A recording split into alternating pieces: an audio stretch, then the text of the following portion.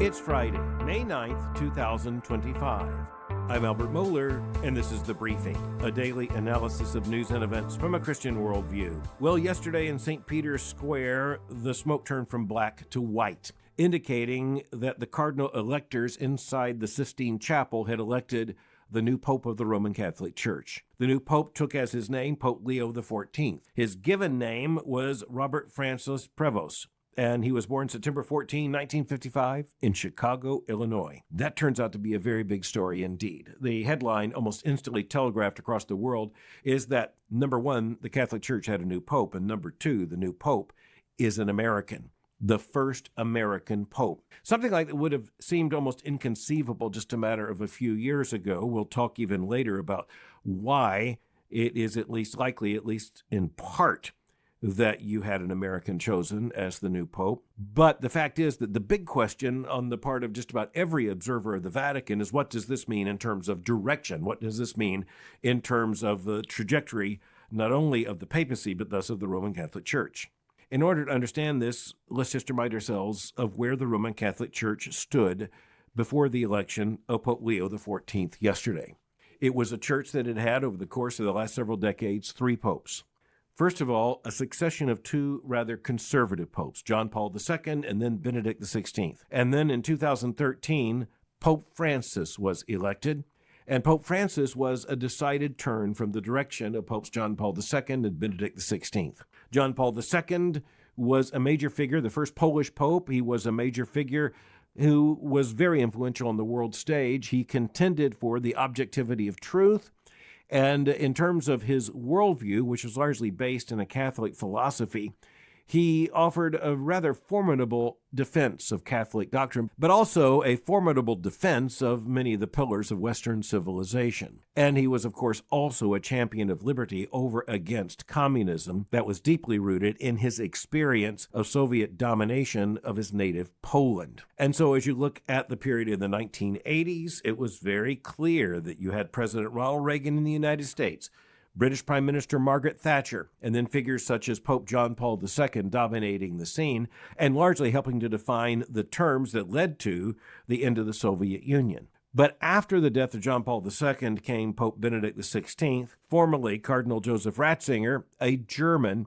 He was known for theological precision. He was a theological conservative, a traditionalist within the Roman Catholic Church. Some of the more liberal tendencies that were set loose in what became known during the 1960s as the Second Vatican Council, Ratzinger as cardinal sought to oppose when he was in charge of the office of the church, formerly known as the Inquisition. And then he served in that role during the time of John Paul II. At that time, it was recast as the Sacred Congregation for the Defense of the Faith. And then you had Ratzinger become Pope Benedict XVI. And even though his pontificate was not long, it was a continuation, and it was even an increase in the theological content of the influence of the papacy, and in a conservative direction, especially within the Roman Catholic Church.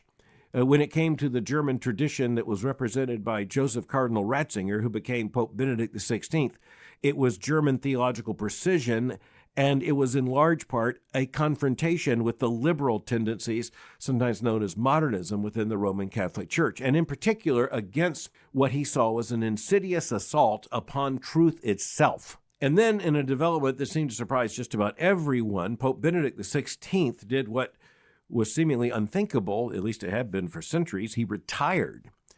And thus, for a situation, you had 2 popes. You had Benedict XVI still living, though retired, and then you had the election in 2013 of Pope Francis, an Argentinian pope. Pope Francis was also the first Jesuit pope, and thus there was a very strong tradition of more liberal social action and social justice that became infused in the pontificate of Pope Francis. He was seen as moving in a more liberal direction, though rather tepidly and awkwardly. And so you had statements such as we discussed before when, with reference in the very first year of his papacy, in reference to homosexuality, the Pope famously asked, "Who am I to judge?" And of course, the obvious answer is, "You're the Pope." And so for the most part, since 2013, the Roman Catholic Church has been moving to the left under his pontificate, but it wasn't clear whether or not, or at least it wasn't clear how fast, possibly, his liberal reforms would be translated into official church doctrine. And when his health was failing over the course of the last several years, the thoughts of many Catholics on both sides, on the liberal side and on the conservative side, really shifted to who will be his successor. And that question was answered yesterday. Pope Leo XIV, formerly known as Cardinal Robert Francis Prevost. So people are speaking of him, of course, as an American pope, and he is, although the situation's a little more complicated than that. He was born, as I said, in Chicago, Illinois. He went to a local high school there. He was an altar boy at St. Mary of the Assumption Roman Catholic Church, and that's on the far south side of Chicago. He attended an Augustinian high school, the St. Augustine Seminary High School. He graduated from high school in 1973. And he then went on to Villanova University, from which he graduated with a degree in mathematics in 1977. He then joined the Augustinian Order and became a priest of the Order of St. Augustine. And that's really interesting, because just a little footnote here, the Order of St. Augustine goes all the way back to 1244 and the foundation of a group of friars. They're more commonly referred to as monks. That's not exactly the same thing, but close. In fact, so close that some of the people inside the order will use either word. But it was established in the 13th century in 1244. And just as a little Reformation footnote, Martin Luther became a friar of the Order of the Hermits of St. Augustine, and it's related to the very same order. The basis of the Order of St. Augustine in the Roman Catholic Church is the rule of St. Augustine himself. And, of course, that goes all the way back to the 5th century. And so in this case, Augustinian doesn't just mean some kind of loose connection. It means that, at least in theory, they're basing the order upon the rule of St. Augustine, very old in the church. The young Robert Francis Prevost was ordained as a priest in the Augustinian order. He was ordained by the order's head, Archbishop Jean Jadot, and that took place in 1982. He, at that point, went on and he gained other degrees, including a Master of Divinity degree from the Catholic Theological Union in Chicago. After that, he earned a Licentiate of Canon Law and later a Doctor of Canon Law degree from the Pontifical College of St. Thomas Aquinas in Rome. Those are major intellectual theological credentials for someone to rise in influence in the Roman Catholic Church. At this point, the young Augustinian priest goes to Peru. He served in various responsibilities there, sometimes as an administrator. He also headed the Augustinian Seminary there in Peru. He taught canon law, and then he becomes the head of the Augustinian province of Chicago. And he returns to the U.S. That would be March the 8th of 1999.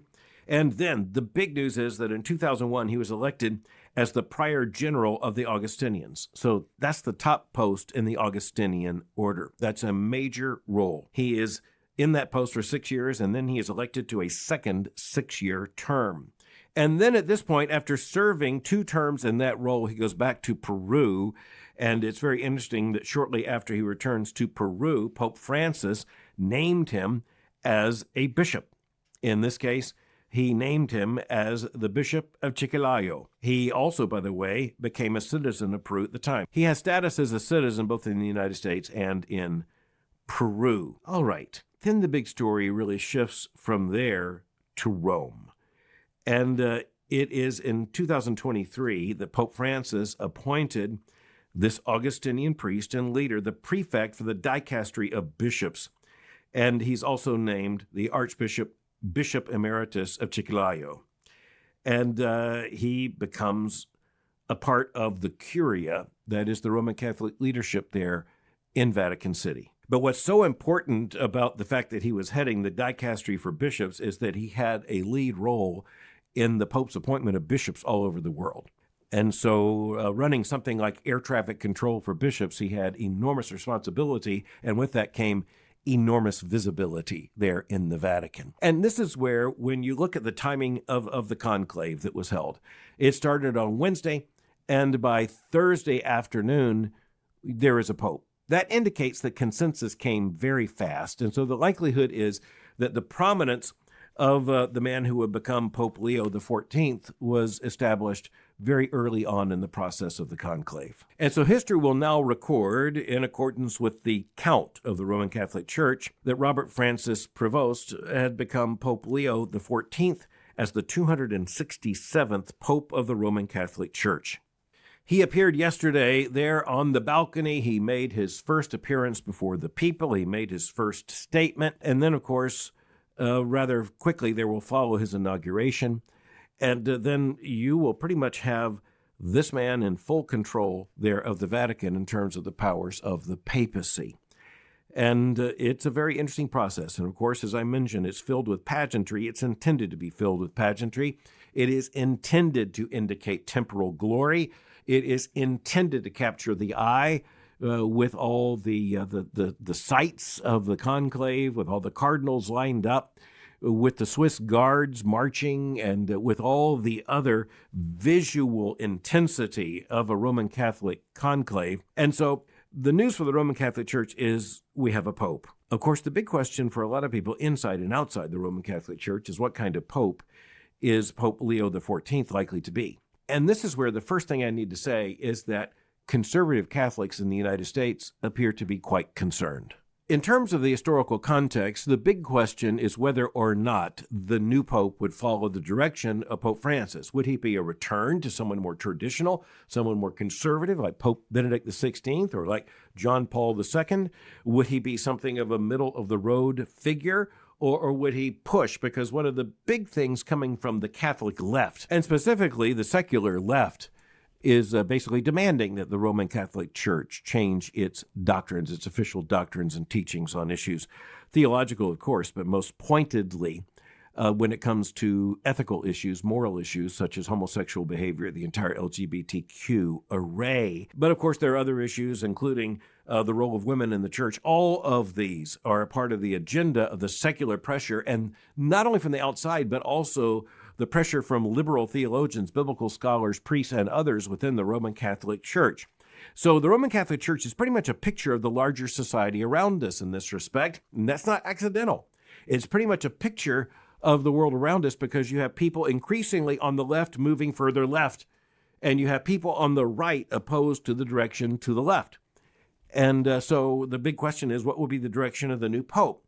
Now, if you said there was an American pope, the first thing many Catholics around the world would think is more conservative rather than more liberal.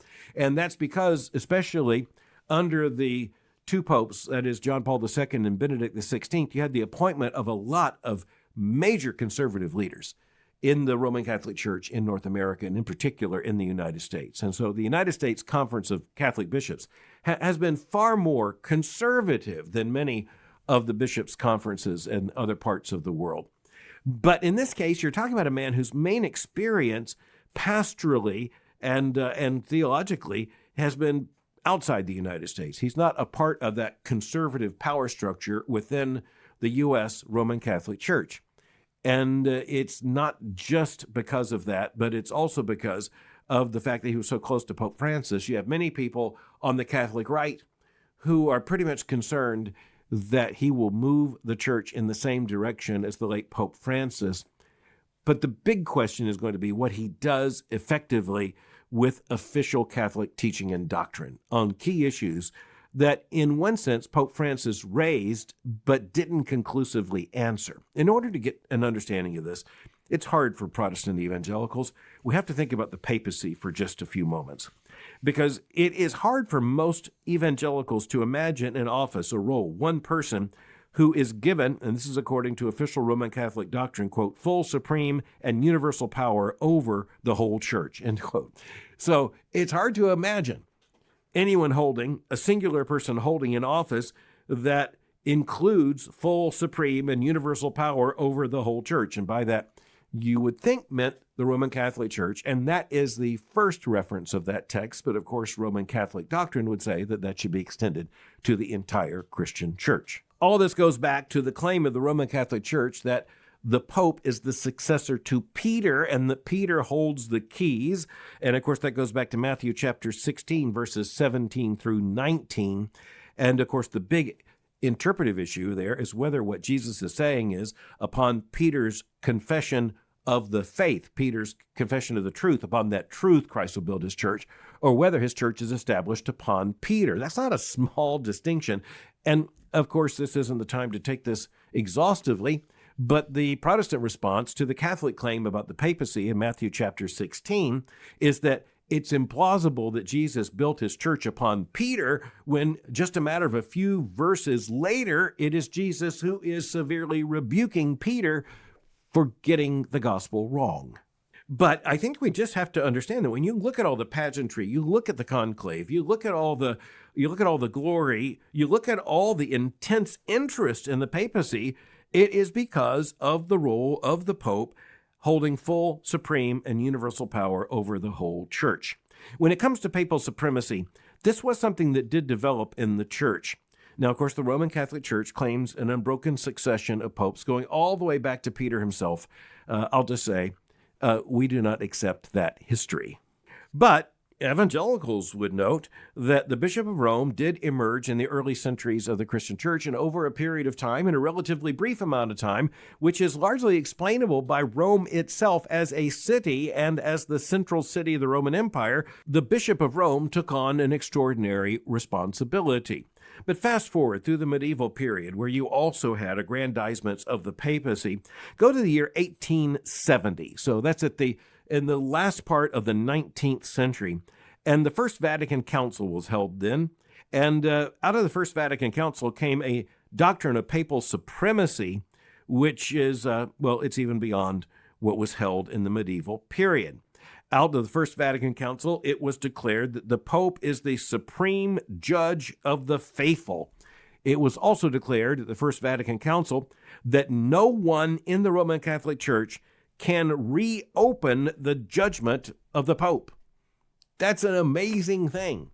Once the Pope has offered an authoritative judgment, the question cannot be reopened because there is no power greater. Of course, then you also had the declaration of papal infallibility and other things that developed in basically the same period of the church. And then you fast forward to Vatican II, and that was what took place in the 1960s. And at Vatican II, nothing was taken away from the papacy, nothing at all. All the declarations about the power of the papacy that had come through different developments, and that included the First Vatican Council in the 1870s. You come to the 1960s, and at Vatican II, the one shift was towards the establishment of the power of bishops and a synodical process, which meant synods of bishops acting together, but they still largely advised the Pope. And so this was a power that was represented in this new synodical process, but the fact is that the Pope is still the Pope. And that was pretty much on full display yesterday. But it's also key for us to understand that if you ask the simple question, is the new Pope likely to move in a more conservative or a more liberal direction? I think the consensus among Catholics is the likelihood is that this Pope will move in a more liberal direction. Will he do so rapidly and recklessly in the view of many? No, the idea here is that he is going to be able to make more effective, long-lasting change in a more liberal direction, but in a measured way that fits his temperament and his personality, and likely also his administration in terms of previous roles in the Vatican and in the Augustinian order. Now, in the Roman Catholic Church, there are ways of sending signals that, frankly, evangelical Protestants don't have. And one of the signals was sent when the new Pope appeared on the balcony, and one of the questions is, what is he wearing? And I noticed this right off. He was wearing more traditional papal garments that implied a more traditional understanding of the office than Pope Francis, his predecessor, had worn. Pope Francis was trying to communicate what he called, at least, a more humble understanding of the papacy in terms even of the garments he wore. Pope Leo XIV appeared on the balcony pretty much in full papal glory, and that means Technicolor. So a lot of the conservative Catholics I know are saying, here's what this is basically probably going to look like. It probably looks like a more measured, consistent, progressive move in a more liberal direction, but one that is likely to come with more lasting consequence, and one that is likely to come while surrounded by many signs of traditional papal power. But then evangelicals looking at all this, we ask some basic questions such as, what does this mean to us? The first thing we need to say is that it means something to us just based upon the role of the Pope in the world, the role and influence of the Roman Catholic Church in the world. It is a part of the world process that ought to have our attention. And one of the issues that ought to be in our minds is that many, many people around the world associate the Pope of Rome, the head of the Roman Catholic Church, as the most influential figure in Christianity. Those folks are not operating with the theological discernment. They're not operating in the theological categories that evangelicals are thinking in. And so just in view of so many in the world, and that includes many of the powerful in the world, and many in such institutions as the media around the world, they think of the Pope as speaking for Christianity. And, frankly, evangelicals understood that when Pope John Paul II spoke, for instance, in defense of the life of the unborn, that was an assist to the pro-life movement in the United States and around the world. When Pope Benedict XVI spoke about the Roman Catholic Church defending traditional Christian understandings of human sexuality and gender, that was an assist in the larger culture. And one way to consider the importance of this is just to imagine what happens when that switch is flipped. And instead, you have the massive influence of the Roman Catholic Church and the massive influence personally of the Pope, not in defense of the unborn and, say, fighting the fight for the unborn. It's unlikely, by the way, the Vatican's going to change that policy, but it is likely to change the way the Vatican engages even that kind of issue. And when it comes to the LGBTQ issues, the big question is not so much what direction will this Pope take, but how quickly will he move in a more progressive direction. That appears to be what most conservative Roman Catholics think. But again, we're talking about what this means for evangelicals, and the first thing we need to say is that it doesn't mean anything properly to evangelicals. It doesn't have anything to do with defining evangelical Christianity. It doesn't change a thing about our understanding of the gospel. It doesn't change a bit of the distance doctrinally between the Roman Catholic Church and Protestant churches. And what we understand to be the key issues that were at stake in the 16th century and the Reformation, which continue to be key issues now. So the most important thing for Protestant evangelical Christians to understand is that the Pope is a large part of what most people around the world think is institutional Christianity. And, of course, it is the entire purpose of the Roman Catholic Church and the Papacy to continue to accentuate that assumption. And, of course, this is where evangelicals on the other side, we don't have a Pope, we don't have a Papacy, we don't have a Vatican, and we don't have them for biblical reasons. We don't have them for theological reasons. And it's because behind the papacy itself is what the reformers clearly identified as the errors of the Roman Catholic Church when it comes to the entire sacramental system, in particular the sacrament of penance, and the power invested in priests as mediatorial figures, even with the ability to forgive sin. And of course, the role of popes in such things as allowing the sale of indulgences, given also the doctrine of purgatory, with the indication that it is within the power of the pope or the agents of the pope by the direction of the pope, even to be able to render decisions that will have eternal consequences. And the other thing to keep in mind here is that the Roman Catholic Church understands there to be a confluence of authorities upon which it makes its declarations and the unfolding progress of doctrine. And that means that the Roman Catholic Church claims in its magisterium to have the stewardship for the development of doctrine. That is directly antithetical to what Protestant evangelicals understand. And furthermore, the confluence of these authorities means that, yes, the Roman Catholic Church will accept the authority of Scripture, but it accepts the authority of Scripture alongside other authorities, most importantly, the tradition of the Church and the Church's own authority through the magisterium. And furthermore, it accepts biblical authority insofar as the Bible is interpreted by the official magisterial authority of the Roman Catholic Church. And this means that evangelical Christians are not tempted by the idea of having a pope, because that is a part of a complex of a theological system that is exactly what the reformers rebelled against in seeking to reform the church in the 16th century. And even though someone like Martin Luther didn't begin by calling for an end to the papacy, by the end of his life, that's exactly what he was calling for. But again, it is not just the papacy. You can't isolate the papacy from the larger system of the Roman Catholic Church and the larger systematic expression of Roman Catholic doctrine. And so the bottom line in all of this, beyond the obvious issues of the Reformation and beyond, is that we're talking about this today because the entire world is talking about it. We're talking about this today because the big issues, say the liberal or conservative direction in terms of doctrine and morality, that is not a challenge that is unique to the Roman Catholic Church. It is a challenge to every single body dealing with such biblical authority and such issues as the LGBTQ array.